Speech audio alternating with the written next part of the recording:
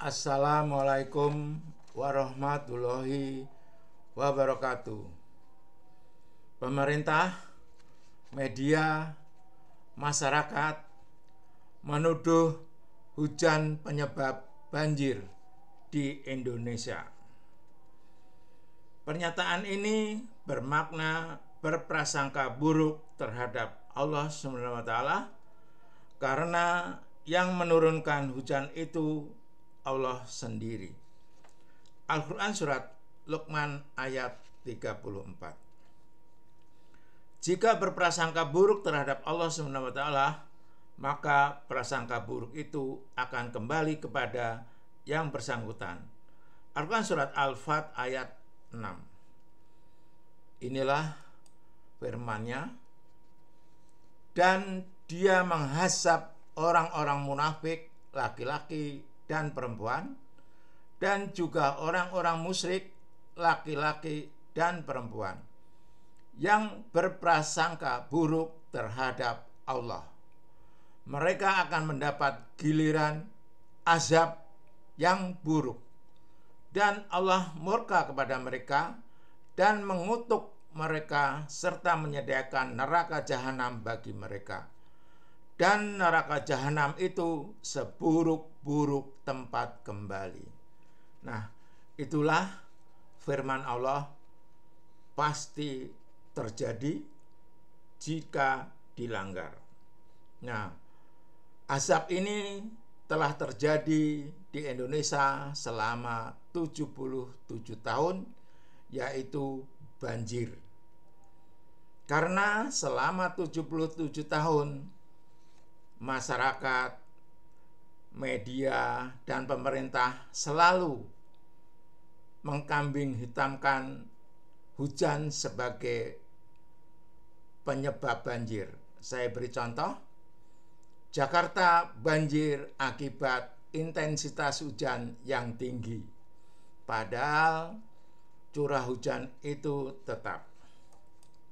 Nah, ini akan saya jelaskan video saya ini nanti, yaitu water balance atau neraca air ciptaan Allah SWT di bumi ini. Ini adalah peta Indonesia, pulau-pulau semuanya dibagi habis oleh daerah aliran sungai. Jadi semua daratan Indonesia itu adalah daerah aliran sungai. Daerah aliran sungai itu adalah tangkapan hujan jika turun hujan. Nah, ini ada materi kondisi sumber daya air dunia dan Indonesia yang disampaikan oleh Pak Yusman Saukat, dosen Departemen Ekonomi Sumber Daya dan Lingkungan. Potensi air Indonesia. Rata-rata curah hujan Indonesia 2.700 mm per tahun. Dengan luas daratan Indonesia sekitar 200 juta hektar. Jadi curah hujan yang 2.700 itu akan didistribusikan menjadi 1.370 mm per tahun, menguap kembali dan meresap menjadi air tanah. Kemudian 1.330 mm menjadi aliran permukaan atau surface runoff yang bisa menimbulkan banjir. Nah, ini materi Pak Yusman Saukat. Nah, ini secara detailnya. Jadi hujan yang turun di Indonesia itu totalnya 3.034,4 miliar meter kubik per tahun, dan ini sebagian besar menjadi banjir akibat terbuang langsung ke laut yang dapat menyebabkan banjir di beberapa daerah 2.172,8 miliar meter kubik per tahun. Ini adalah 72%. Nah, ini akan saya buktikan hitungannya. Air hujan yang terbuang menjadi banjir tadi luas das daratan Indonesia 200 juta hektar. Curah hujannya menjadi runoff ini 133 meter. Ini koefisien runoff-nya. Nah, ini terbukti. Jadi hujan yang terbuang. Nah, inilah data hujan itu tetap oleh BMKG yang dipantau di 102 titik stasiun hujan di seluruh Indonesia.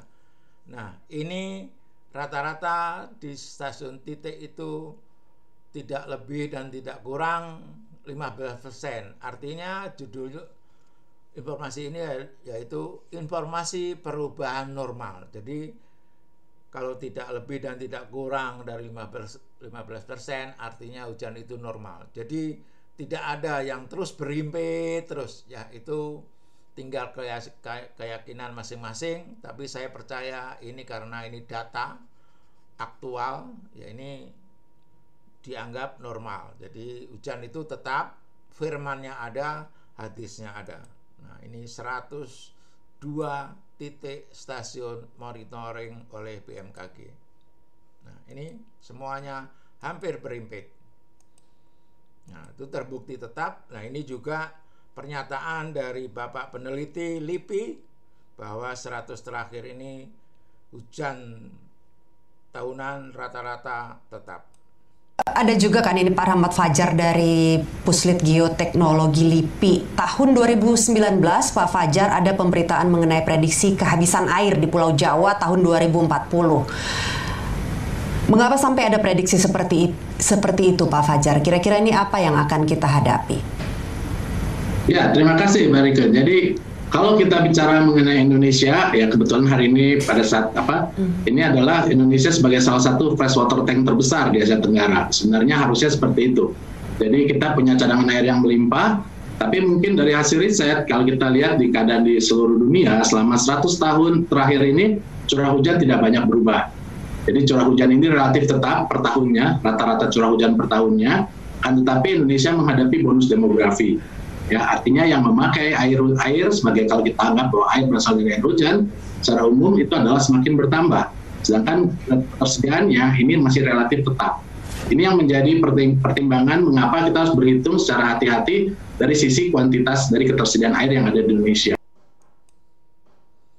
Nah, itu jelas hujan itu tetap. Nah, inilah water balance atau neraca air yang diciptakan oleh Allah SWT di bumi ini. Jadi kalau ada hujan, rainfall, ini adalah total ya, itu distribusinya itu menjadi runoff, ditambah infiltrasi, ditambah evaporasi. Jadi yang turun itu runoff dan infiltrasi akan ditangkap oleh das di seluruh Indonesia tadi. Nah, selama hujan itu namanya runoff, ini akan terjadi. Nah, seperti ini yang tadi dihitung oleh Pak Yusman Saukat tadi, ini totalnya 2.172,8 miliar meter kubik per tahun. Nah, ini hilang dalam setahun selama turun hujan. Ini runoff ini terjadi kalau turun hujan, sedang turun hujan ini akan ada runoff. Tapi kalau nggak ada turun hujan, runoff ini nggak ada. Jadi yang ada tadi infiltrasi saat hujan turun ada dua parameter, runoff dan infiltrasi. Nah, infiltrasi inilah yang akan mengalir waktu hujan tidak turun, waktu musim kemarau. Nah, ini secara metode MOOC, infiltrasi ini jumlahnya akan sama dengan base flow. Jadi yang masuk ke tanah ini akan keluar lagi menjadi base flow ke sungai. Ini kalau tadi 72%, berarti saya estimasi infiltrasinya 16%, ini akan menjadi base flow. Kemudian yang menguap adalah 12%. Itulah neraca air di bumi ini, itu akan berulang terus dan hujannya tetap. Tadi dari LIPI, Bapak peneliti, setahunnya hujan itu relatif tetap. Nah, ini juga akan tetap terus mengalir, bekerja secara hukum Allah melalui hukum gravitasi. Karena water balance merupakan siklus tertutup dengan periode tahunan, maka perubahan groundwater fluid selama 1 tahun 0. Jadi kembali lagi, hujan turun, kebuang lagi ke laut, terus selalu begitu. Setahun berikutnya begitu terus. Jadi dalam 1 tahun jumlah base flow sama dengan jumlah infiltrasi. Nah, itu tadi sudah saya jelaskan. Ini pakar hidrologi Dr. FC Mok. Kemudian tadi yang membuat krisis air karena yang terbuang 72%. Kan hujan itu tetap. Tapi yang infiltrasi 16%. Ini harus dibalik. Karena menurut Permen Perhutani, kondisi das yang tergolong baik itu harus koefisien aliran tahunan itu 0,3. Nah, di sini kan lebih kecil dari 0,3. Justru ini yang 0,28 yang infiltrasi. Harusnya yang koefisien run off-nya ini yang 0,28. Jadi terbalik. Jadi ini kalau 72% ini yang diinfiltrasi, 0,28 yang menjadi run off, atau 16% yang menjadi run off, yang menguap tadi 12%, ini totalnya 28%, itu akan krisis air akan tersolusi, ya, akan terjawab. Jadi selama ini krisis air karena hujan terbuang. Jadi waktu kemarau kurang air. Tapi kalau ini dibalik, 72% yang infiltrasi, 16% yang menjadi run off atau evapotranspirasinya 12%. Nah, ini akan tertanggulangi krisis air. Belum lama di bulan Agustus saya membuat solusi krisis air. Nah, ini komentar dari Bapak Ahmad Sasmito, nih teman hidrologi saya. Assalamualaikum. Dalam pengelolaan air hujan, kebijakan Indonesia nampaknya salah total karena hutan dibabat habis. Nah, ini komentarnya waktu saya membuat video solusi krisis air. Ya, tadi perbandingannya sama yang saya jelaskan di animasi hujan tadi, animasi neraca air tadi. Dan ini saya sudah membuat buku di tahun 2016, Tanah Airku Salah Kelola Hujan. Salah ini dari ayat Al-Quran juga, surat Ar-Ra'd ayat 17. Di situ Ar-Ra'd 17 itu memberi informasi kepada kita dari firman Allah itu bahwa membuang hujan itu batil atau salah, dan hujan harus disimpan. Nah, ini juga komentar dari Bapak Dargono Danu Prawiro, Deputy of Honorary Council at Perkindo. Beliau senior di PUPR juga. Ini baru kemarin tanggal 27 Agustus 2022.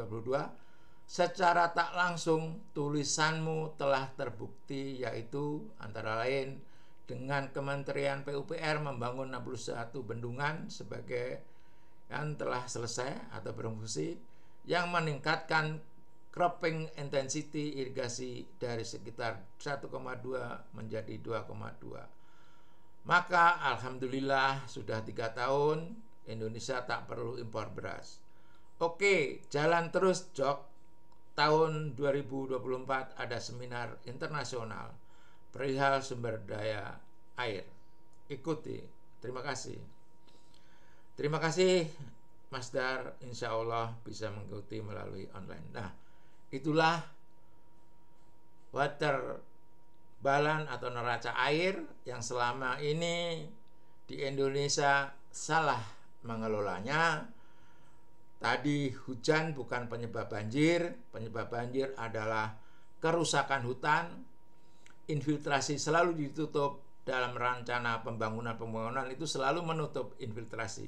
Lahan infiltrasi, akhirnya run off-nya meningkat sampai 72%. Nah, harusnya sesuai DAS yang baik, kan tadi daratan Indonesia itu seluruhnya DAS. DAS yang baik itu koefisien aliran tahunannya harus di bawah 30%. Jadi selama ini terbalik. Yang kondisi DAS itu terbalik. Harusnya DAS itu bisa menampung 0,72%, itu DAS yang tergolong baik. Demikianlah informasi. Jadi marilah kita jangan berprasangka buruk terhadap hujan, karena hujan itu rahmat bagi seluruh makhluk. Marilah kita bersyukur, jangan berprasangka buruk terhadap hujan, karena hujan bukan penyebab banjir. Sekali lagi, hujan bukan penyebab banjir. Hujan itu rahmat, hujan itu berkah, hujan itu rezeki, harus disyukuri. Rezeki harus disyukuri.